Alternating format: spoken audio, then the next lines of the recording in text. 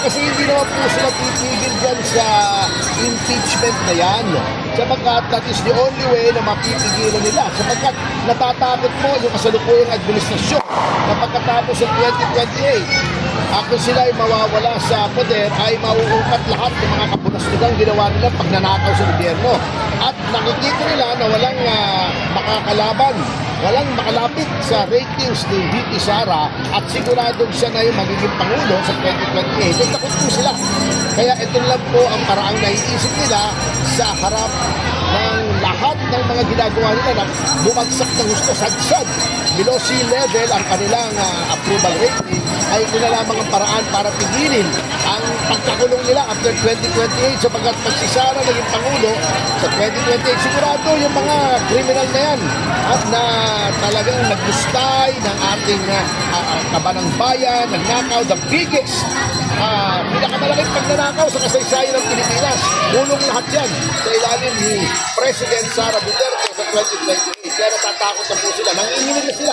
Palagay ko ihihin na sila sa lawal at hindi na sila makatulog sa gabi. Attorney, ano pa po yung masasabi nyo na ayon po sa initiative po na mga Pulangaw, Dilawang po at saka po makakanilang grupo, gusto nga po nila magsampa ng impeachment case kay VP Sara sa by year 2008. Ang problema, nahihirapan po sila. Inamin po nila. Ano masasabi po sa kanila? Mahihirapan sila ngayon. Kasi ang ginawa nga noon, nung unang impeachment complaint, ang pinansuhol ay yung pork barrel na sa flood control. Nabuking yung flood control ngayon.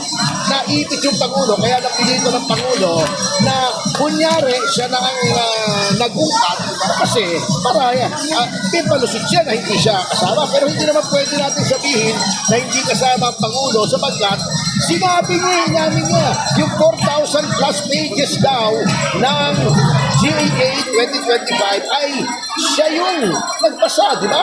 Binasa daw niya, pinirmahan niya. Paano hindi siya kasama? At si Saldico na mismo nagsabing, inutusan sila na magkaroon ng insertion. Di ba?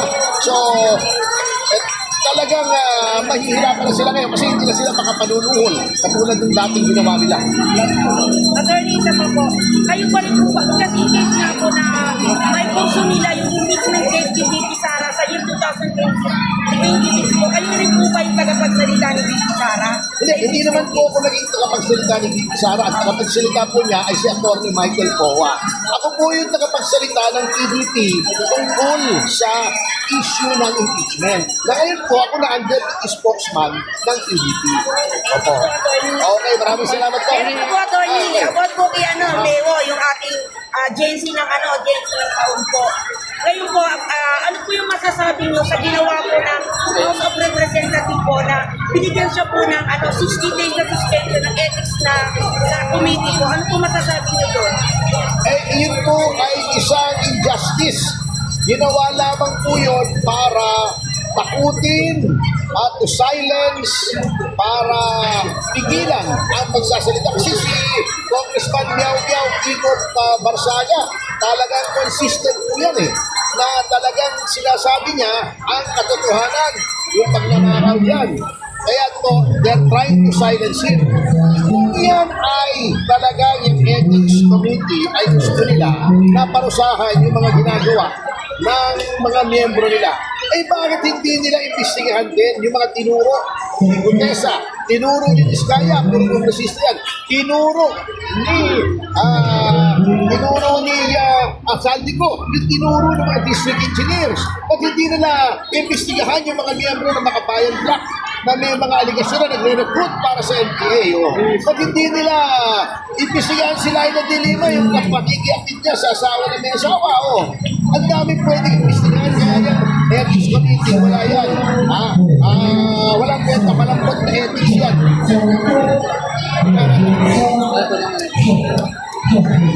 Sir, sige po. Attorney, kung wala na po nagtatanong, mensahe na lang po natin kay Congressman, may bungo natin na, siyempre, alam naman natin ang pinagdadaanan siya. So, pampalakas po ng loob. Ano po yung mensahe natin? Yes, kasamang Kiko, kababayan, kapitenyo rin.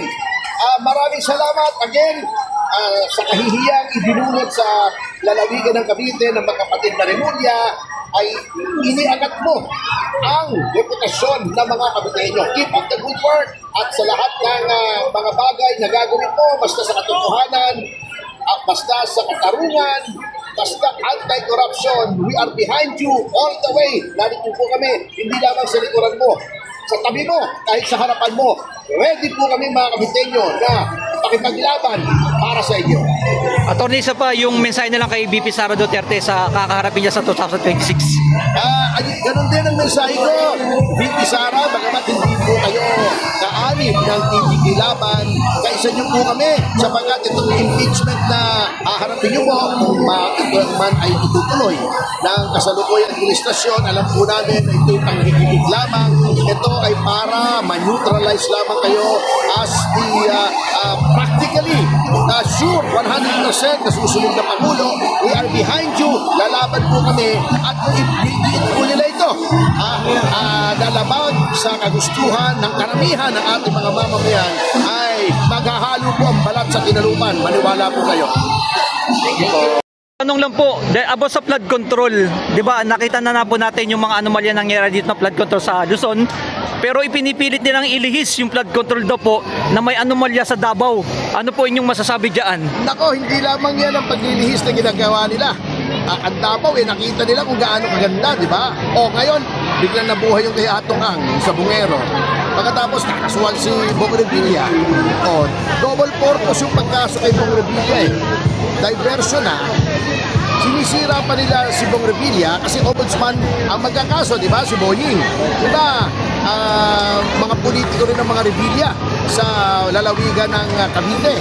O, gusto nilang masolo ang politics sa lalawigan ng Cavite kaya sinisira nila mga Revilla. O, style bulok yan eh ng Remulla Brothers. Yun. Thank you po, Attorney. Bible, Salmo 109. Mamamatay na sana siyang agad at ibigay na lang sa iba ang katungkulan niya. Sabi niya na, nasa Biblia yan. Yeah, Bible verse. Yan sa Bible verse na bayan. Salmo 109. 1. Salamat sir. Thank you. Salmo 109. Ayan. Ang ayaw magpates ng buhok.